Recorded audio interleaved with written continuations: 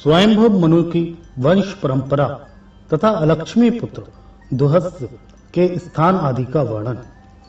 मार्कंडेय जी कहते हैं, मुने, तदंतर ब्रह्मा जी जब ध्यान कर रहे थे उस समय उनके मन से मानसी प्रजा उत्पन्न हुई।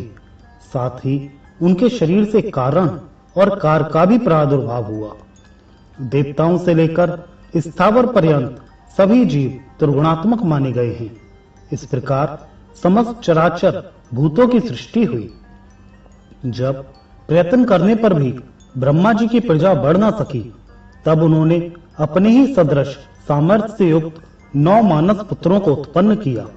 उनके नाम ये हैं: भृगु, पुलस्त्य, पुलह, कृतु, अंगिरा, मारीच, दक्ष, अत्रि तथा वशिष्ठ। पुराणों में ये 9 ब्रह्मा माने गए हैं। इसके बाद ब्रह्मा जी ने अपने क्रोध से रुद्र को प्रकट किया, फिर संकल्प और धर्म को उत्पन्न किया, जो पूर्वजों के भी पूर्वज हैं। स्वयंभू ब्रह्मा जी ने जिन्हें सबसे पहले उत्पन्न किया, वे सनंदन आदि 4 भाई लोक में आसक्त नहीं हुए। वे सबके सब निरपेक्ष, एकाग्रचित्त, भविष्य को जानने वाले, वीतराग और मातस्य रहित थे। तत्पश्चात प्रजापति ने अनेक प्रकार के स्त्री पुरुष उत्पन्न किए, जिनमें कोमल, क्रूर, शांत, श्याम वर्ण तथा गौण वर्ण सभी तरह के लोग थे। इसके बाद उन्होंने अपने ही समान प्रभावशाली एक पुत्र रत्न उत्पन्न किया, जिनका नाम स्वयंभुव मनु हुआ। उन्हें ब्रह्मा जी ने प्रजाजनों का रक्षक बनाया। फिर स्वयंभुव मनु ने शत्रुपा को अपनी पत्नी बनाया, जो तपस्या के प्रभाव से सर्वथा निष्पाप थी। शत्रुपा ने स्वयंभुव मनु के संपर्क से 2 पुत्रों को जन्म दिया। ये प्रियव्रत और उत्तानपाद के नाम से विख्यात हुए। उन दोनों की अपनी कर्मों से प्रसिद्धि हुई। शत्रुपा के गर्भ से 2 कन्याओं की भी जन्म हुआ। उनमें एक का नाम रिद्धि और दूसरी का नाम प्रसूति था। स्वयंभुव मनु ने प्रसूति का विवाह दक्ष से और रिद्धि की रुचि प्रजापति से किया। प्रजापति रुचि और आकृति से जुड़मी संतान उत्पन्न हुई, जिनमें एक पुत्र था और दूसरी कन्या। पुत्र का नाम यज्ञ और कन्या का दक्षिणा था। यज्ञ के याम नाम से विख्यात 12 पुत्र हुए। वे ही स्वयंभुव मनवंतर में 12 देवता कहलाए। वे बड़े तेजस्वी थे। दक्ष ने प्रसूति के गर्भ से 24 कन्याएं उत्पन्न की। उनके नाम ये हैं, सुनो: श्रद्धा, लक्ष्मी, धृति, तुष्टि, पुष्टि, मेघा, क्रिया, बुद्धि, लज्जा, बपु, शांति, सिद्धि तथा 13वीं कीर्ति। इन सबको धर्म ने अपनी पत्नी के रूप में ग्रहण किया। इनसे शेष जो 11 छोटी कन्याएं थी, उनके नाम इस प्रकार हैं: ख्याति, सती, संभूति, स्मृति, प्रीति, क्षमा, सनंती, ऊर्जा, अनसुईया, स्वाहा और स्वधा। इन सबको क्रमशः भृगु, महादेव जी, मरीच, अंगिरा, पुलस्त्य, पुलह, कृतु, वशिष्ठ, अत्रि, अग्नि और पितरों ने ग्रहण किया। श्रद्धा ने काम को, लक्ष्मी ने दर्प को, धृति ने नियम को, तुष्टि ने संतोष को और पुष्टि ने लोभ को उत्पन्न किया। मेधा से श्रुतु का, क्रिया से दंड, नय और विनय का, बुद्धि से बोध का, लज्जा से विनय का, बपू से व्यवसाय का और शांति से क्षेम का, सिद्धि से सुख का और कीर्ति से यश का जन्म हुआ। ये सभी धर्म के पुत्र हैं। काम से उनकी पत्नी रति ने हर्ष नामक पुत्र उत्पन्न किया, जो धर्म का पौत्र कहलाया। अधर्म की स्त्री हिंसा थी। उसके गर्भ से अर्णत नामक पुत्र और निकृति नाम वाली कन्या उत्पन्न हुई। फिर इन दोनों से 2 पुत्रों तथा 2 कन्याओं का जन्म हुआ। पुत्रों के नाम थे नरक और भय तथा कन्या के नाम थे माया और वेदना। ये उनकी पत्नियां हुई। इनमें भय की स्त्री माया ने सब प्राणियों का संहार करने वाले मृत्यु नामक पुत्र को उत्पन्न किया और वेदना ने नरक के संसर्ग से दुख नामक पुत्र को जन्म दिया। मृत्यु से व्याधि, जरा, शोक, तृष्णा और क्रोध उत्पन्न हुए। ये सब अधर्म रूप है और दुख के हेतु बतलाए जाते हैं। इनके स्त्री और पुत्र नहीं हैं, वे सभी ऊर्ध्व रेता हैं। अलक्ष्मी के 14 पुत्र हैं, जिनमें 13 तो क्रमशः 10 इंद्रियां, मन, बुद्धि और अहंकार में पृथक पृथक रहते हैं। 14वें का नाम दुहसह है। वह मनुष्यों के गृहों में निवास करता है। वह भूख से दुर्बल, नीचा मुख किए, नंग धड़ंग और निथड़ा लपेटे रहते हैं। उसकी आवाज कौवे के समान है। जब ब्रह्मा जी ने उसे उत्पन्न किया तो वह सबको खा जाने के लिए उद्यत हुआ। वह तमोगुण का भंडार था और बड़ी बड़ी दाढ़ों के कारण अत्यंत विकराल जान पड़ता था। उसका मुंह फैला हुआ था, इससे वह और भी भयंकर जान पड़ता था। उसको आहार के लिए उत्सुक देख लोक पिता ब्रह्मा जी ने कहा, दूसरे तुझे संसार का भक्षण नहीं करना चाहिए, तू अपना क्रोध शांत कर, रजोगुण की कला त्याग और इस तामसी वृत्ति को भी छोड़ दे।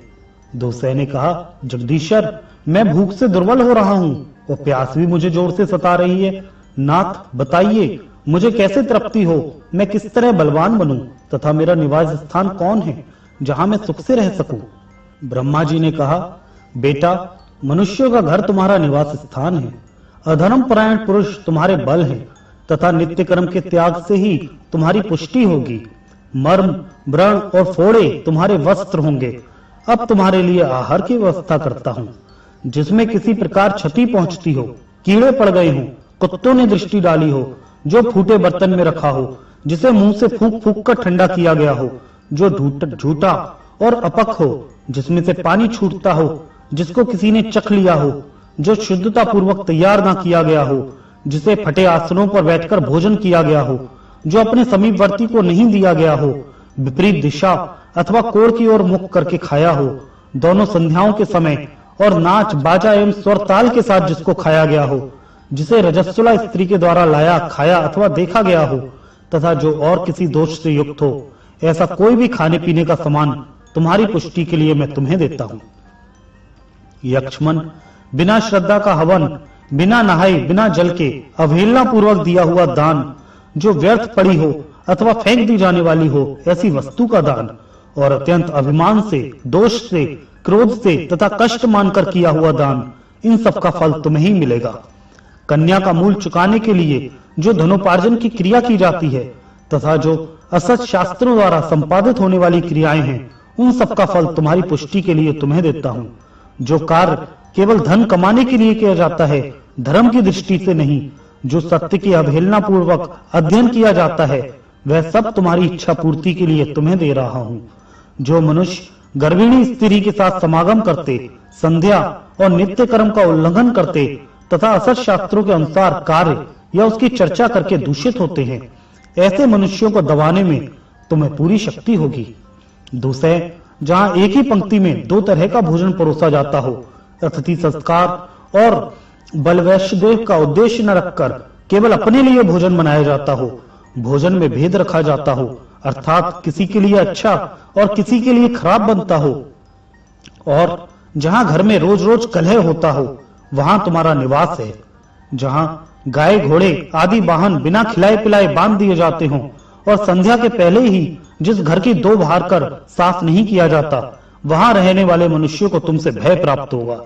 जो मनुष्य बिना व्रत के ही उपवास करते, जुए और स्त्रियों में आसक्त रहते, दूसरे वचन बोलते और विडाल वृत्ति होते, बिल्लियों की तरह ऊपर से साधु बनकर छिपे छिपे अपना उल्लू सीधा करते हैं, वे सब तुम्हारे उपकारी हैं। जो ब्रह्मचर्य पालन के बिना ही अध्ययन और विद्वान होने बिना ही यज्ञ करते हैं, तपोवन में रहकर भी ग्राम्य विषय भोगों का सेवन करते और अपने मन को जीतने का यत्न नहीं करते, तथा जो ब्राह्मण, क्षत्रिय, वैश्य एवं शूद्र अपने अपने कर्म से भ्रष्ट होते हैं, ऐसे लोग परलोक की इच्छा से भी जो चेष्टा करते हैं, उसका सारा फल तुम्ही को मिलेगा। यक्ष्मन तुम्हारी पुष्टि के लिए और भी उपाय बताता हूँ, सुनो।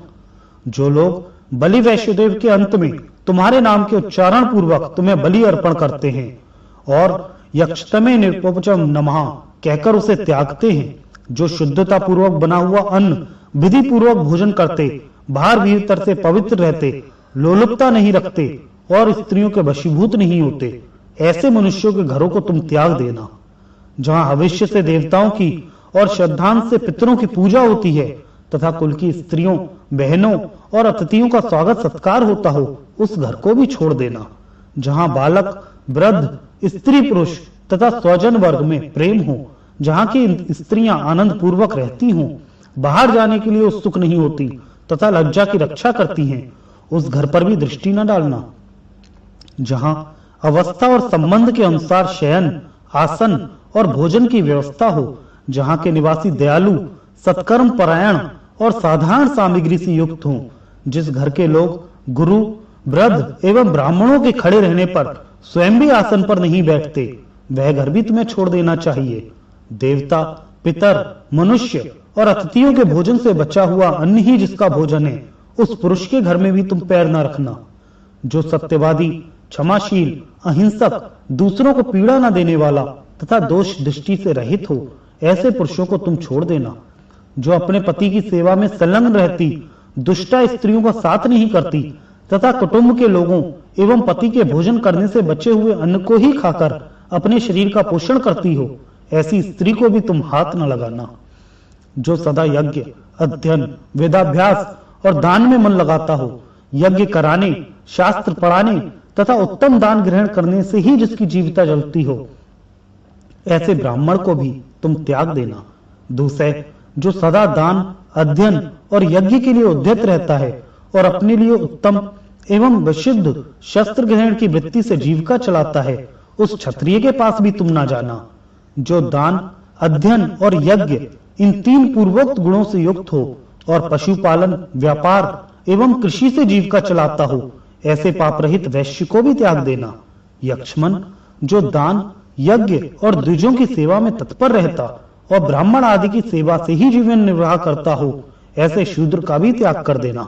जहां ग्रस्त पुरुष श्रुति स्मृति के अनुकूल उपाय से ही जीविका चलाता हो, उसकी पत्नी उसी की अनुगामिनी हो, पुत्र गुरु, देवता और पिता की पूजन करता हो तथा पत्नी भी पति की पूजा में संलग्न रहती हो, वहां अलक्ष्मी का भय कैसे हो सकता है। यक्ष्मन, जो प्रतिदिन संध्या के समय पानी से धोया जाता और स्थान स्थान पर फूलों से पूजित होता है, उस घर की ओर तुम आंख उठाकर देख भी नहीं सकते। जिस घर में बिछी हुई शैया को सूर्य ना देखते हो, अर्थात जहां लोग सूर्योदय से पहले ही सोकर उठ जाते हो, जहां प्रतिदिन अग्नि और जल प्रस्तुत रहता हो, सूर्योदय होने तक दीप जलता एवं सूर्य का पूर्ण प्रकाश पहुंचता हो, वह घर लक्ष्मी का निवास स्थान है। जहां सांड, चंदन, वीणा, दर्पण, मधु, घृत, ब्राह्मण तथा तांबे का पात्र हो, उस घर में तुम्हारे लिए स्थान नहीं है। दूसरे, जहां पके या कच्चे अन्नों का अनादर और शास्त्रों की आज्ञा का उल्लंघन होता हो, उस घर में तुम इच्छा अनुसार विचरण करो। जिस घर में मनुष्य की हड्डी हो और एक दिन तथा एक रात मुर्दा पड़ा रहा हो, उसमें तुम्हारा तथा अन्य राक्षसों का भी निवास रहे। जो अपने भाई बंधु को तथा सपिंड एवं संबोधक मनुष्यों को अन्न और जल दिए बिना ही भोजन करता हो, उस समय उन लोगों पर तुम आक्रमण करो। जहां पूर्ववासी पहले से ही बड़े बड़े उत्सव मनाने में प्रसिद्ध हो चुके हों और पहले की ही भांति अब अपने घर पर उत्सव ही मनाते हों, ऐसे घरों में मत जाना। जो सूप की हवा से, भीगे कपड़े के जल की बूंदों से तथा नख के अग्रभाग के जल से स्नान करते हो, उन कुलक्षणी पुरुषों के पास अवश्य जाओ। जो पुरुष देशाचार, प्रतिज्ञा, कुलधर्म, जप होम, मंगल, देवयज्ञ, उत्तम शौच तथा लोक प्रचलित धर्मों का भलीभांति पालन करता हो, उसके संसर्ग में तुम्हें नहीं जाना चाहिए। मार्कंडेय जी कहते हैं, दूसरे से ऐसी बात कहकर ब्रह्मा जी वहां अंतर्धान हो गए। फिर उसने भी ब्रह्मा जी की आज्ञा का उसी प्रकार पालन किया।